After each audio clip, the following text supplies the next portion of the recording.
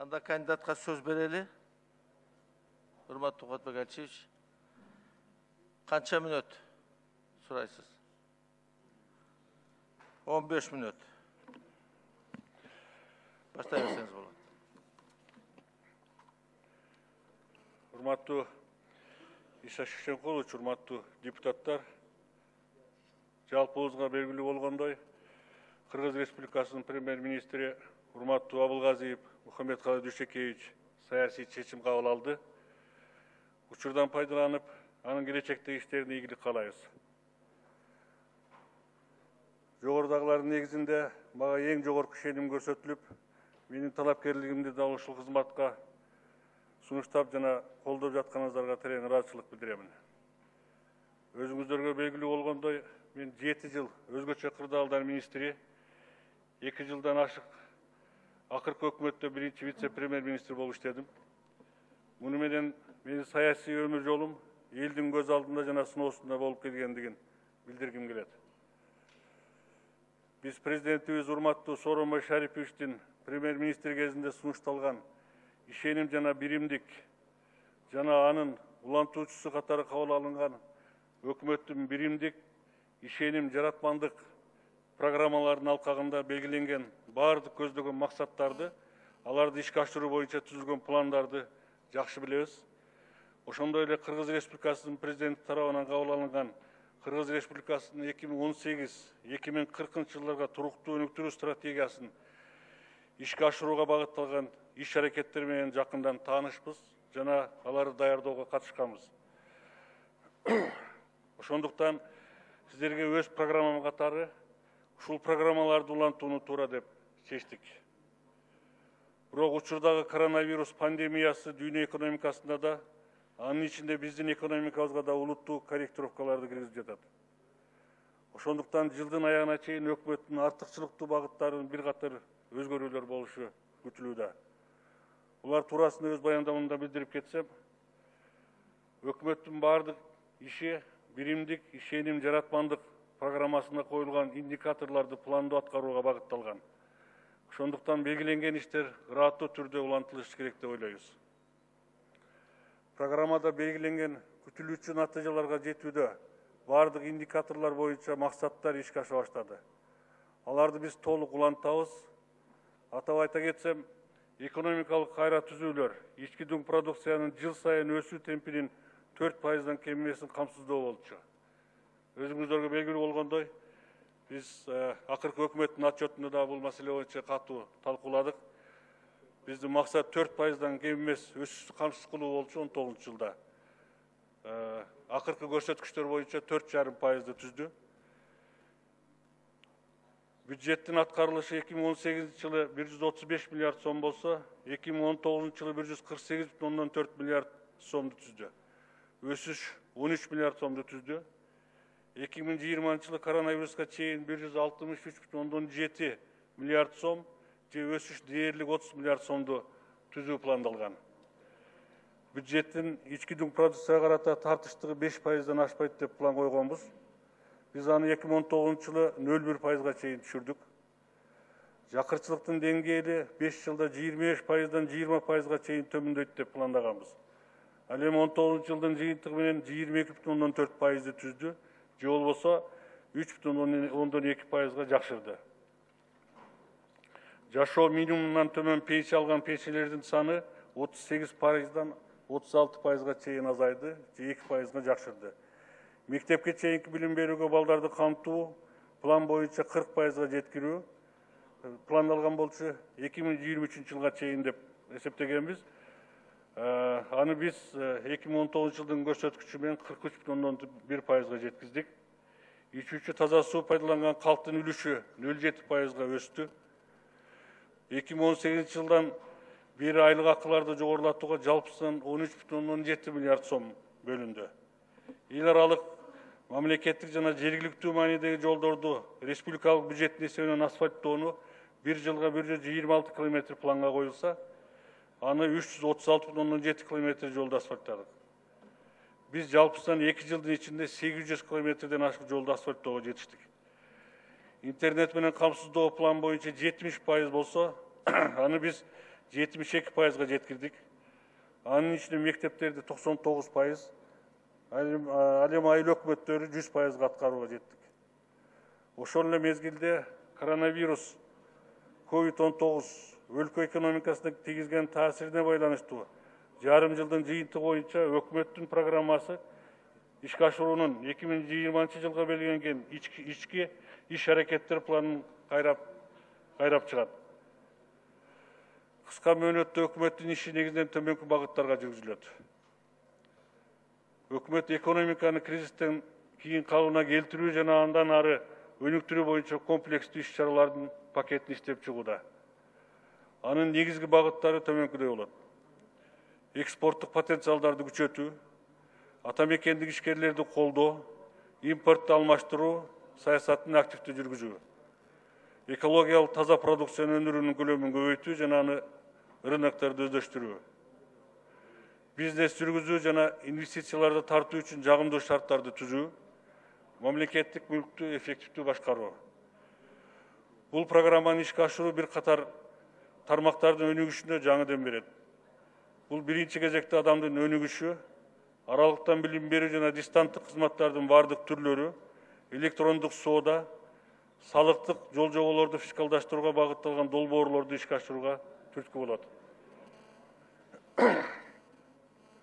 Чет элдик инвестициялар жана аракеттерди иштеп жаткан ири ишканаларды колдоо боюнча программаны ишке ашырууну контролдоо үчүн куратордук механизм киргизилет. Буга чейин жакшы билесиздер, бул Союздун убагынан бери келген жакшы мына жөрөлгө бар болчу, кийинки мезгилде унутулуп кеткен.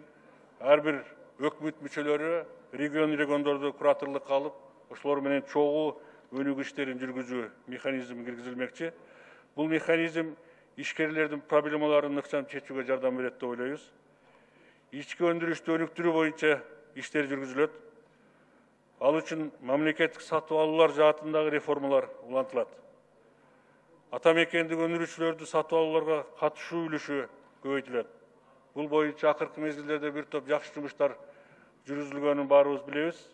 Ата мекендик өндүрүүчүлөргө тендерлерде, конкурстарда, башка жерлерде бир топ мындай жакшы шарттарды түзүп берүү иштери жүргүзүлүп жатат. Ошол иштерди улантылып, ошол сатып алуудагы реформаларды биз дагы улантмакчыбыз. Ата мекендик товар өндүрүүчүлөргө жеңил жана узак мөөнөттөгү кредиттерге жетүү жолдору кеңейтилет. Биз 2020 жылдын аягына чейин 6 инвестициялык долбоор жана мамлекеттик жеке өнөктөштүк боюнча 14 долбоорду ишке киргизебиз деп пландаштырганбыз.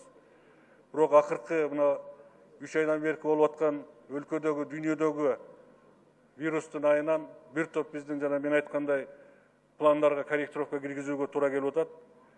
Пландалган чоң проекттердин үстүнөн азыр иш жүрүп жатат. Бирок аны атап айтканга эртерээк, мен ойлойм, биз алардын үстүнөн мындан ары дагы жумуштарды улантабыз.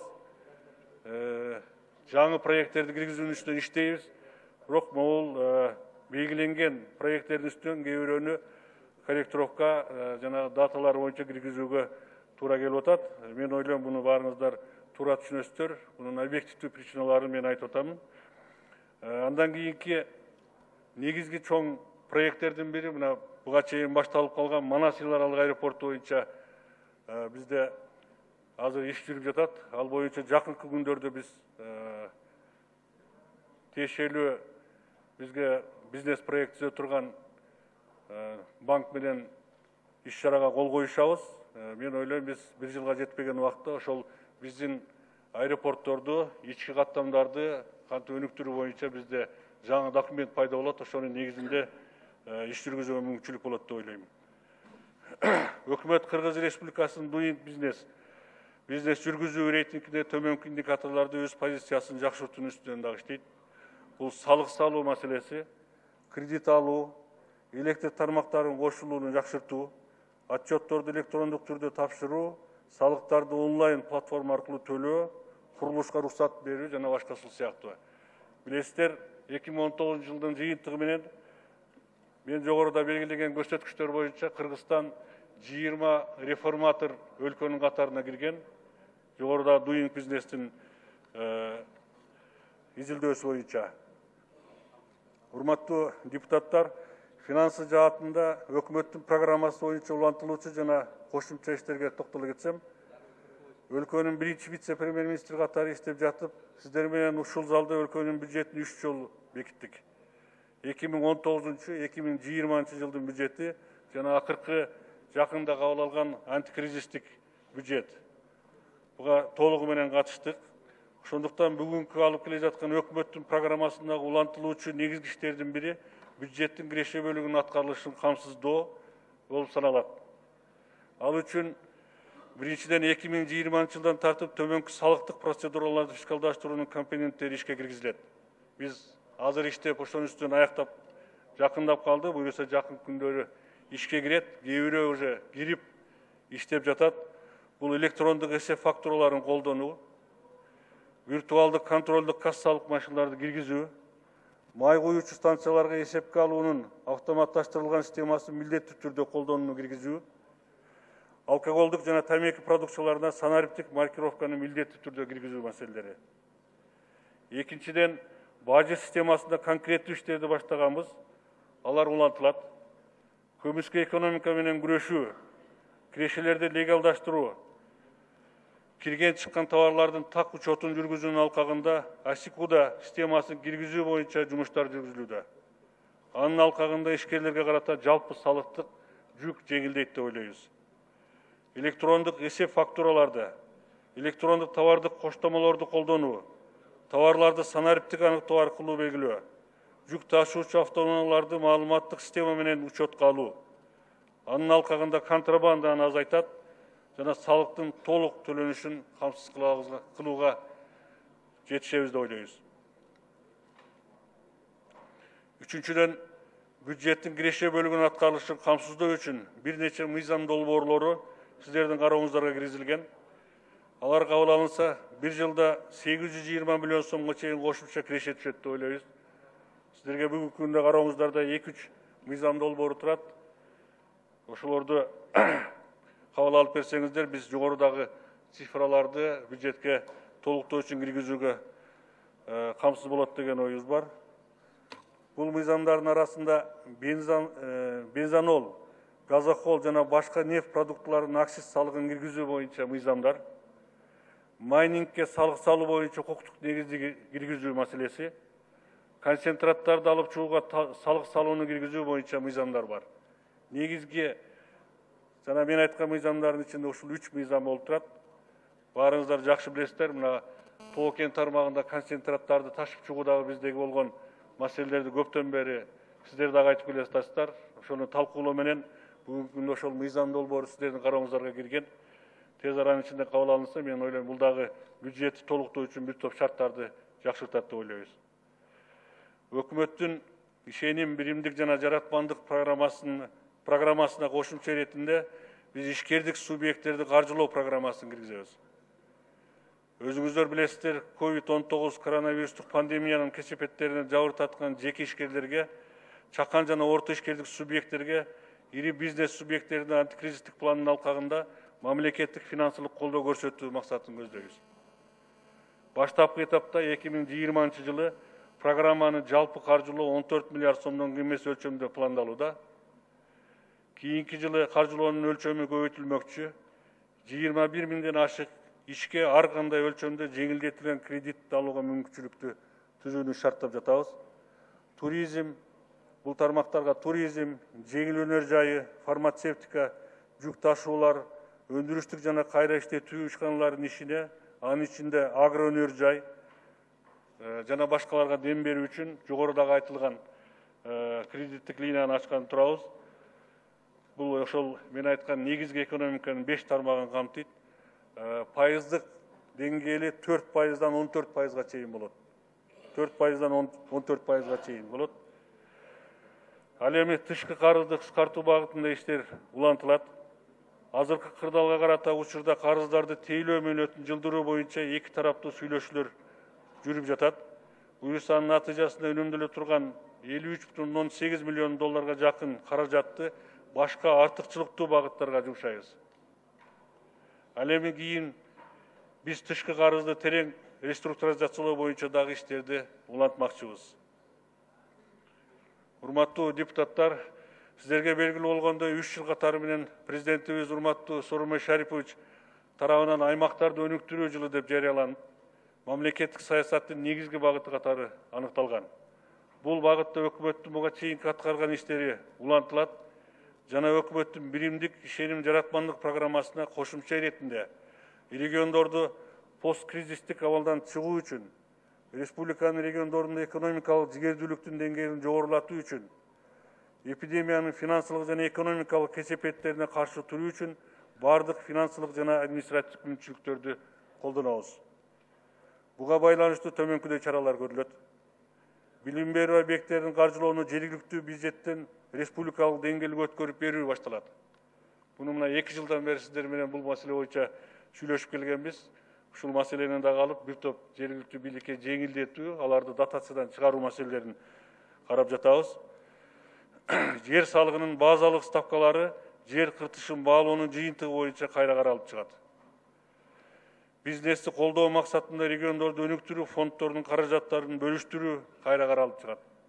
Буга чейин билесиздер, мына жергиликтүү бюджетке кошумча катары ар түрдүү фонддор түзүлгөн. Ошол фонддордун каражаттарын эффективдүү туура колдонуу үчүн бизнес тармагына дагы ушу колдонууга шарттар түзө турган ырчактарды карап чыгалы деп атабыз. Региондорду адистештирүү боюнча мамлекеттик программаны, ошондой эле региондорду адистештирүүнү ишке ашыруу боюнча иш-аракеттер планы ишке ашырыла баштайт. Агроөнөр-жай комплексин модернизациялоо иштери толук улантылат. Ошондой эле кийинки жылдарда чек ара аймактарын өнүктүрүү маселелерине өзгөчө көңүл бурулат. Санариптештирүү жаатында бир катар орчундуу иштер жасалды жана жасалып жатат. Буга баарыбыз күбө болуп жатабыз. Алардын баары мындан ары дагы улантылат.